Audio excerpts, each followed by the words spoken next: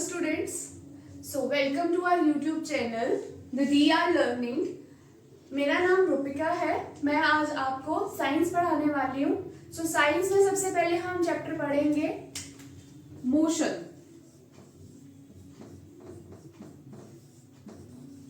बच्चे ये जो चैप्टर है ये आपकी क्लास 9th का चैप्टर है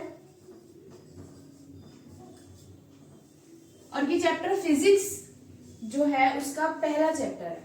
ठीक है, तो सबसे पहले इसको शुरू करने से पहले कुछ डेफिनेशंस होती हैं इंपॉर्टेंट, वो पहले पढ़ेंगे। ठीक है, तो सबसे पहली डेफिनेशन क्या है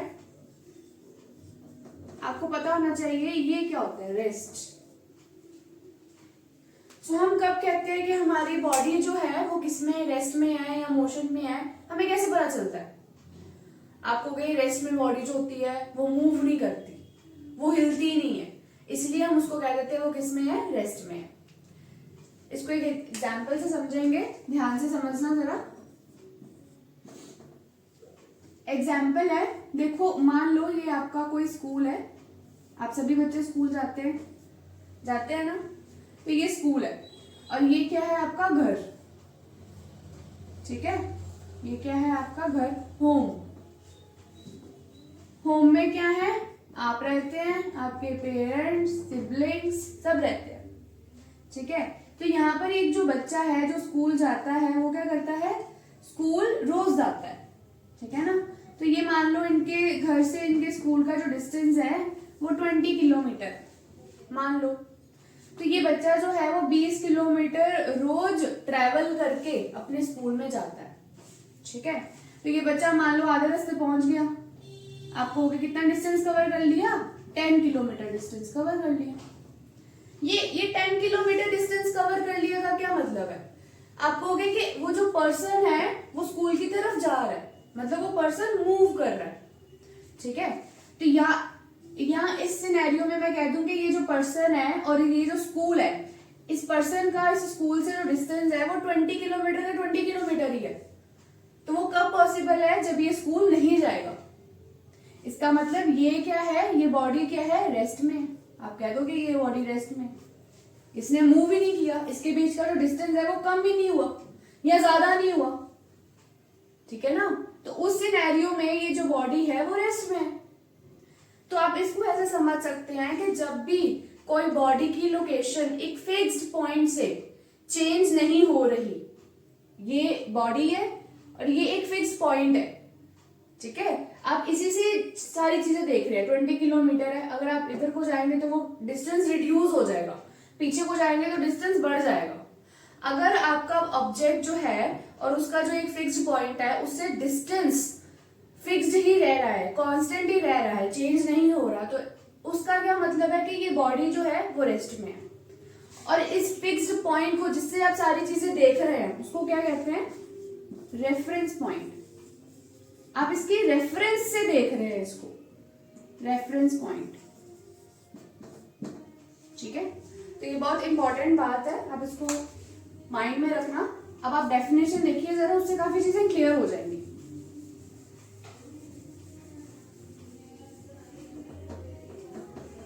चलिए डेफिनेशन में लिखिए, अ body is said to be at rest, is said to be at rest, is said to be in a state of rest, yeah, is said to be in a state of rest, ऐसा लिख लीजिए, ज्यादा better है। when its position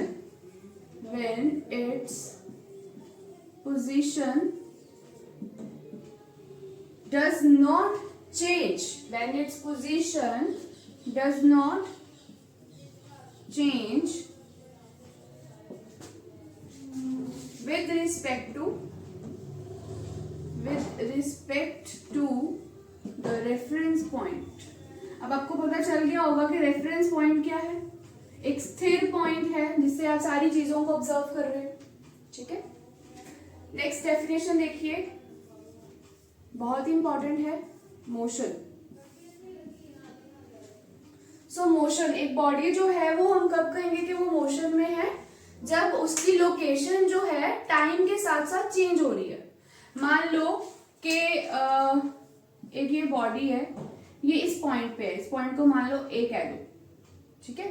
कुछ time बाद, let it be the 2 seconds, 2 seconds बाद ये body यहाँ पर पहुंच गई है, there is another point, let it be B, और ये बॉडी यहाँ पर पहुंच गई है। तो ये बॉडी क्या कर रही है, ये बॉडी कौन से स्टेट में है, ये बॉडी मोशन की स्टेट में। ये इसने कुछ डिस्टेंस कवर किया, ठीक है, इसकी लोकेशन चेंज हो गई with the passage of time, it is known as motion, ठीक है। तो इसकी डेफिनेशन लिखिए जरा। if the location of an object, if the location of an object changes with the time,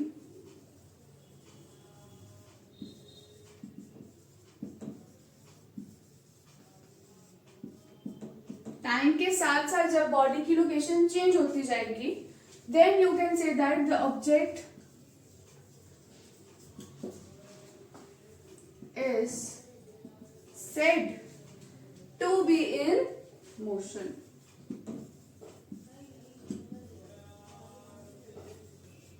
आप एग्जाम्पल्स ऐड कर सकते हैं अपने तरफ से, there is no issue, ठीक है। आगे है आपका topic types of motion.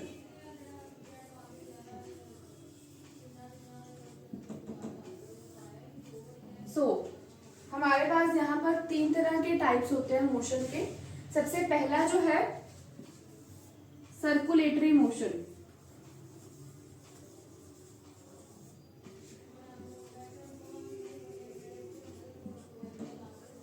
Circulatory motion का क्या मतलब है, जब भी आपकी बॉडी एक सर्कुलर पाथ में मूव करेगी तो आप क्या कहेंगे कि आपकी बॉडी जो है वो कौन से मोशन में है, सर्कुलेटरी मोशन में। डेफिनेशन लिखिए जरा, motion of a body, motion of a body in a circular path, in अ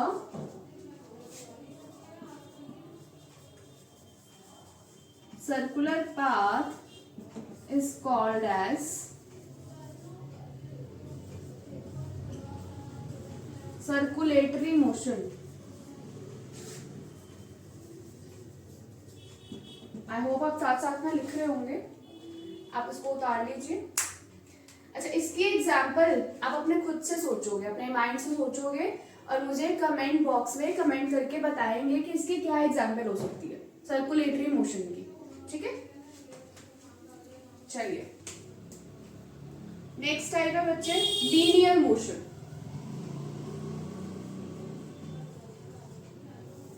अब लाइन है, लाइन से क्या लीनियर, तो लाइन क्या होती है, स्ट्रेट होती है।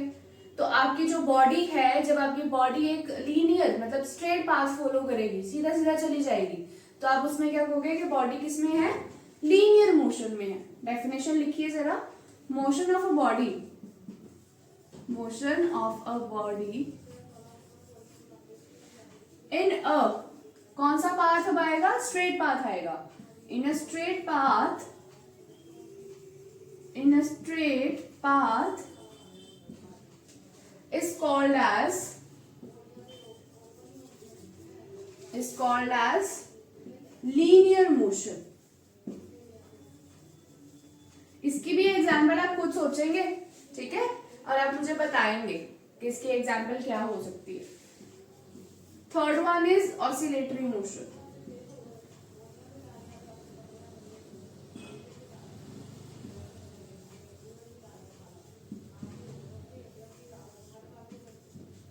ऑसिलेटरी मोशन का क्या मतलब होता है, वो मोशन जो आपकी ऑसिलेट करे। आपने वर्ड सुना होगा, एग्जाम्पल देती हूँ, पहले आप उसको ध्यान से समझिए कि आपके घरों में ना ऐसे ना क्लॉक लगी होती है, ये कईयों के घरों में ना वो बॉब सेट होता है, जिसको एक को ऐसे वो थोड़ा सा ऐसे हिलाते हैं तो बाकी भी ऐसे ऐसे ऐसे ऐसे हिलने शुरू हो जाते हैं, ठीक है।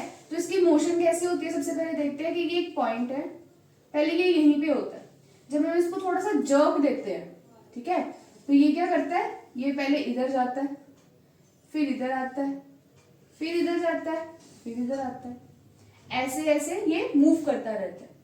पहले ये इसका ओरिजिन पॉइंट है, ओरिजिन से अपना एक्सट्रीम तक गया, मीन पोजीशन कह देते हैं इसको, मीन टू एक्सट्रीम, फिर एक्सट्रीम टू मीन, फिर मीन टू एक्सट्रीम, फिर एक्सट्रीम टू मीन। ये इसका एक ऑसिलेशन होती है, ये पूरी जब ये कवर हो जाती है। तो ऐसी मोशन को क्या कहते हैं, टू एंड फ्रो मोशन। ऐसी मोशन को क्या कहते हैं, टू एंड फ्रो। और जब भी आपको ऐसी चीज दिखे तो आप उसको क्या कहेंगे कि आपकी बॉडी कौन सी मोशन में है, ऑसिलेटरी मोशन में है। आपकी वाइब्रेशन भी ऐसी तरीके की होती है, इसको वाइब्रेटरी मोशन भी कहा जाता है। डेफिनेशन देखिए जरा ध्यान से। अब इसके एग्जांपल मैंने आपको खुद ही बता दी है, आपको सोचने की जरूरत नहीं है। चलिए, ऑसिलेटरी मोशन क्या है, to and fro motion. To and fro motion लिख लीजिए, to and fro motion of a body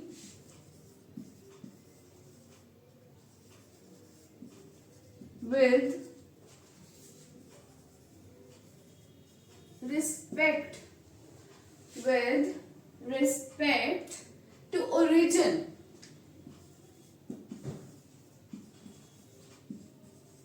is called oscillatory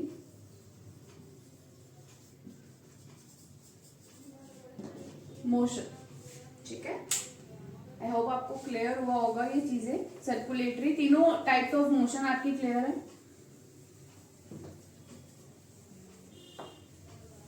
साथ में ना एक ऐसे नोट बना के लिख लीजिए, it is also called as vibratory motion.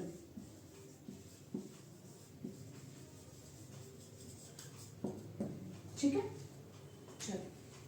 यहाँ पर हमारा जो टॉपिक नंबर 1 है which is rest and motion, वो कंप्लीट हो गया है। ठीक है, next we will start our topic number 2।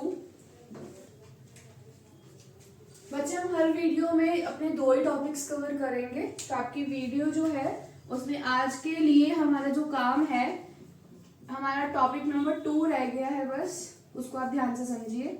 Topic 1 था, आई थिंक मैंने लिखा नहीं, आप लिख लीजिए। टॉपिक 1 की हेडिंग आप डालेंगे रेस्ट एंड मोशन। टॉपिक 2 जो है आपका फिजिकल क्वांटिटी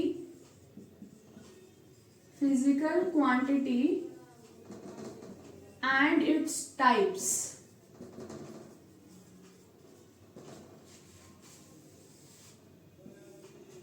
ठीक है, तो सबसे पहले तो हमें पता होना चाहिए कि फिजिकल क्वांटिटी क्या होती है। सो फिजिकल क्वांटिटी का मेजर है, मतलब है कि कोई भी चीज आप जिसमें चीजों को मेजर करते हैं उसी को ही उसकी फिजिकल क्वांटिटी बोल देते हैं। फॉर एग्जाम्पल, आपको घर में मम्मा कहते हैं कि जाओ और चीनी लेके आओ, साथ में वो कुछ और भी कहते हैं ना 2 किलो चीनी ले आओ, 2 किलो खंड लाए आओ, ऐसा पंजाबी च कहते हैं।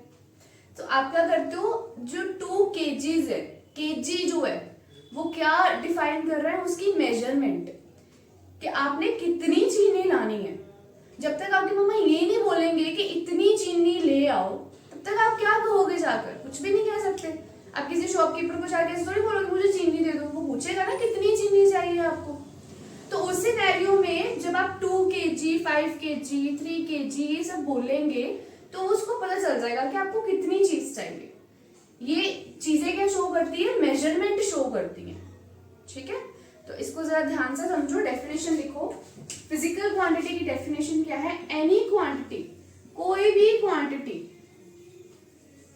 ठीक है, any quantity that can be measured, that can be measured, that can be measured, जिसको आप मेजर कर सकते हैं, is called as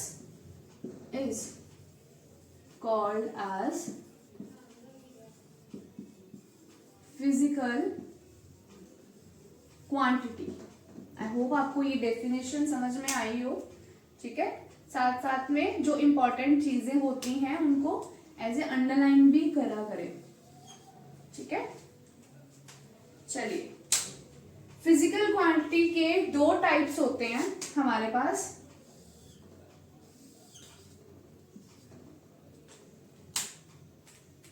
the very first is scalar quantity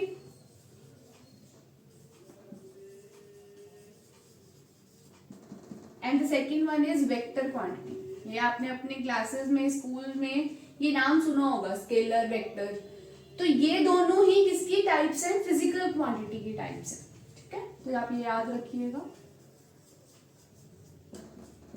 ठीक है, तो अभी हम इन दोनों को वन बाय वन समझेंगे। सबसे पहले देखते हैं स्केलर क्या होता है।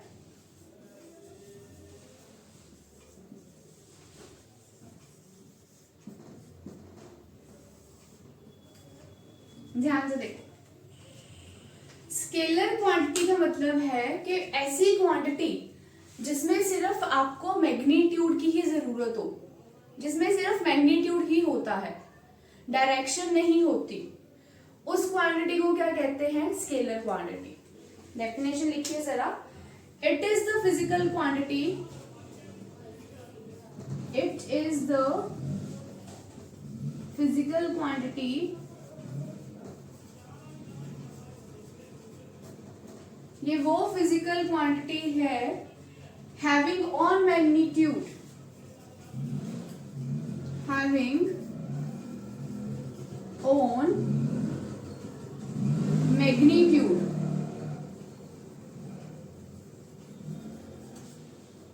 बट नो डायरेक्शन, डायरेक्शन नहीं है इसके पास, no direction is called as scalar quantity.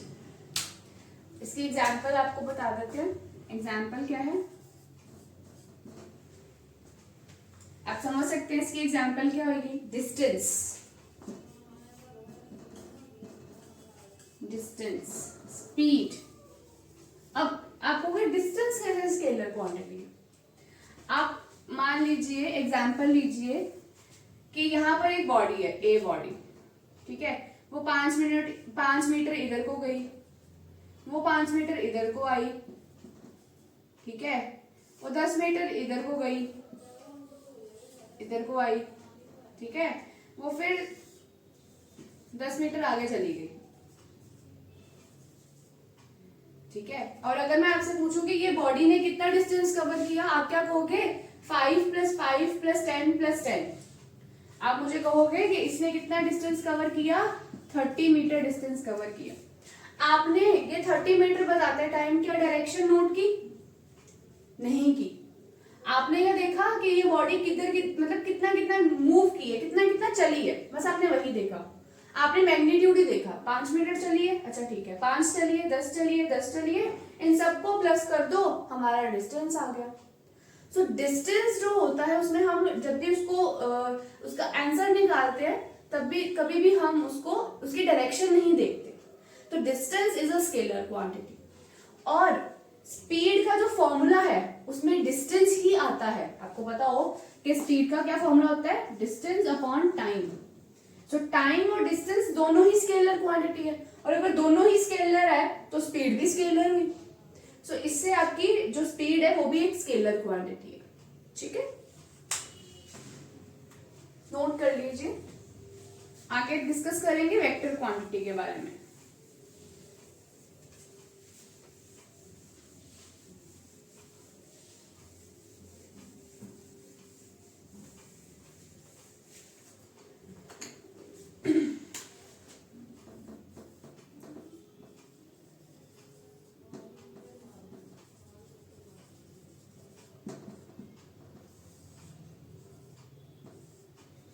So vector quantity क्या होती है? वो क्वांटिटी जिसके पास मैग्नीट्यूड तो है ही बट डायरेक्शन भी है, ठीक है, उसको क्या कहेंगे? Vector quantities.